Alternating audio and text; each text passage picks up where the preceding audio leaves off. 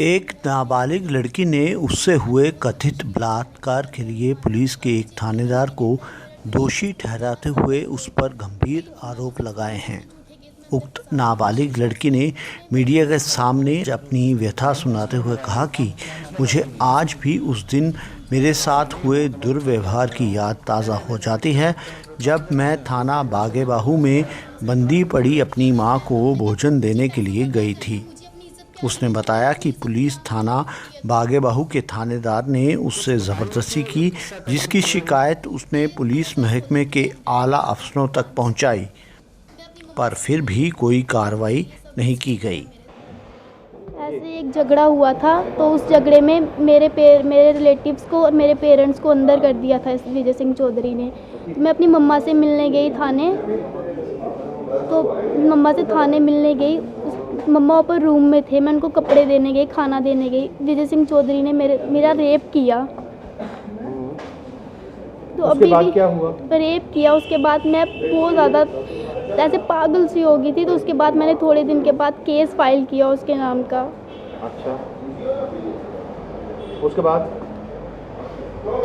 क्या किसी तरह की कोई धमकी दे रहे हैं आपको? बहुत ज़्यादा, बहुत धमकी दे रहा है। जहाँ भी मिलता है बस बोलता है तुझे नहीं छोड़ूंगा, तुझे मार दूंगा, तू केस नहीं वापस लेगी। तो मुझे बहुत ज़्यादा खतरा है, ऐसे मैं कहीं भी अकेले बाहर नहीं जा सकती। तो क्या आपने इस बारे में पुलिस के आला अफसर जो है, बड़े अफसर जो डीजी या उनको मैंने चिट्ठी वगैरह लिखी थी, डीजी को भी थोड़े दिन पहले मैंने चिट्ठी लिखी थी, उनको भी बताया था मैंने, तो उसका भी कुछ रिस्पॉन्स नहीं आया।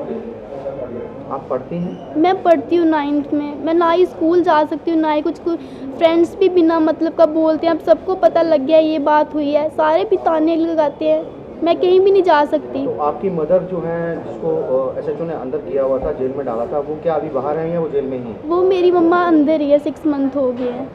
6 मंथ हो गए। क्या किस वजह से उनको जेल में डाला? ऐसे उन्होंने कोई लेडी भेजी थी, मेरी फ्रेंड ही बनी थी वो, तो ऐसे उसका मम्मा के साथ एक दिन झगड़ा हुआ, तो बस उसने ऐसे ही केस लगा दिया मम्मा के ऊपर। उस लड़की ने बोला इसने मेरा रेप करवाया है, मेरे कज़न के लिए और एक अंकल है उनके लिए। अच्छा। हाँ जी। अब आप क्या चाहते हैं? मैं चाहती हूँ मुझे पूरा इंसाफ मिले, जो बेगुनाह अंदर हुए हैं उनको भी बाहर लाए। क्या मेरा हक नहीं है? मैं इंसाफ नहीं मांग सकती? 1 साल होने वाला है इस केस को, 1 साल हो चुका है, मुझे अभी तक इंसाफ नहीं मिला है।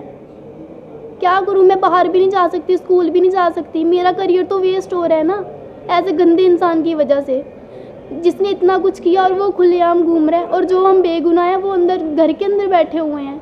हम क्या करें? इस पूरे वाक़े में जो आपके साथ हुआ है, इसमें पुलिस का कोई और भी शामिल है उसके साथ, या सिर्फ वही था अकेला? एक उसने हमसे पैसे भी खाए थे, विजय सिंह चौधरी ने। नहीं, कितने पैसे लिए थे उसने 1.5 लाख खाया था। किस चीज़ के लिए? मम्मा औरों को अंदर जब किया तो उसने कहा ऐसे नहीं छोड़ूंगा। उसके साथ एक और था, प्रकाश नाम का। अच्छा। उसने हमसे पैसे लिए थे। तो मम्मा के ऊपर जो केस डाला हुआ है, क्या केस डाला हुआ है, कौन सी धारा, कुछ ऐसा कुछ पता आपको? हमारे घर झगड़ा हुआ था, 2 किराएदार रहते थे, तो उनका ही झगड़ा हुआ, तो पुलिस भी हमने बुलाई, केस भी हमारे ऊपर ही किया उसने।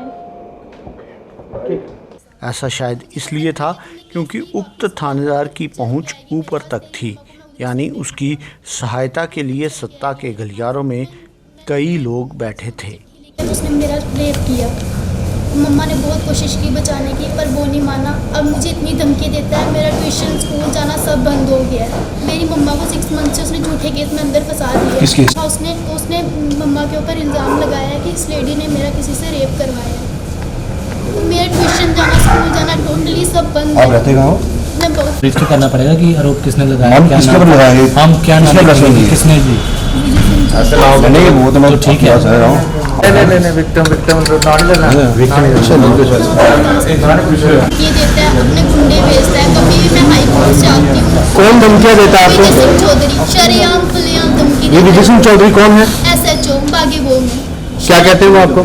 मुझे कहता है अपना जो तूने केस लगाया मेरे ऊपर, जितने पैसे चाहिए तू पैसे ले ले, केस वापस ले ले। मैंने कहा क्यों? मुझे पैसों का क्या करना है? मुझे अपनी इज्जत प्यारी नहीं, जो मेरी इतनी इज्जत नीलाम हुई है, लूटी है तूने। कुछ बताएंगे कि किस्सा कब शुरू हुआ ये 2016 की जनवरी की बात है, 5। मैं अपनी मम्मा से मिलने गई थी, तो उधर ये सब इसने किया मेरे साथ। मुझे कहता है ठीक है तूने केस नहीं वापस लिया तो अब तू खुद चल के आएगी मेरे पास, तेरी मम्मा को मैं उधर ही सन्ने दूंगा, तो तू खुद चल के आएगी मेरे पास। मैंने एक डीजी को भी चिट्ठी लिखी थी पर उसका भी मुझे कोई रिस्पॉन्स नहीं आया अभी तक कोई थी। रेप की बात है काफी। हाँ, ये रेप की बात थाने में ही हुई थी। और भी था तो इसकी मदद में मेरी मम्मा थे वहाँ, मेरी मम्मा ने बहुत कोशिश की, उसने मेरी मम्मा को भी बहुत मारा था। अभी मुझे बहुत धमकी दे रहे हैं, ना मैं स्कूल जा पा रही हूँ ना मैं ट्यूशन जा पा रही हूँ, बिल्कुल घर पे ही हूँ। कौन सी क्लास में पढ़ते हैं? मैं 9th में पढ़ती हूँ। दूसरे दिन सुबह ले गई दोनों को, तो मेरे पेरेंट्स को भी, मेरे रिलेटिव्स आए थे घर पे, उन सबको उसने अंदर किया।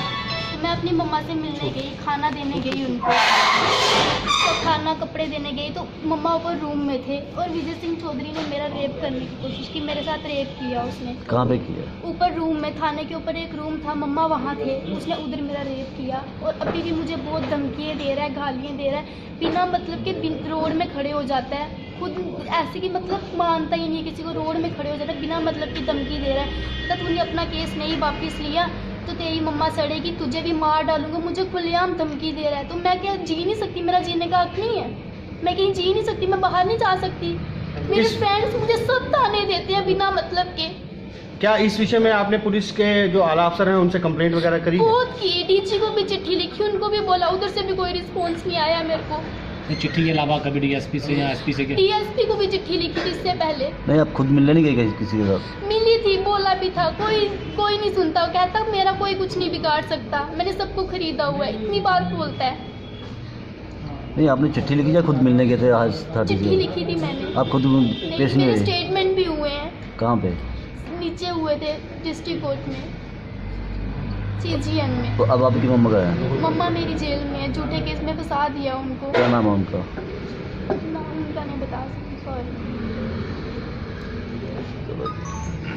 मुख्यमंत्री महबूबा मुफ्ती को अपील करते हुए अभागी नाबालिग ने अंत में कहा कि एक महिला होने के नाते मुझे लगता है कि उनको मेरी व्यथा से सहानुभूति होगी और वो मुझे न्याय दिलाएंगी।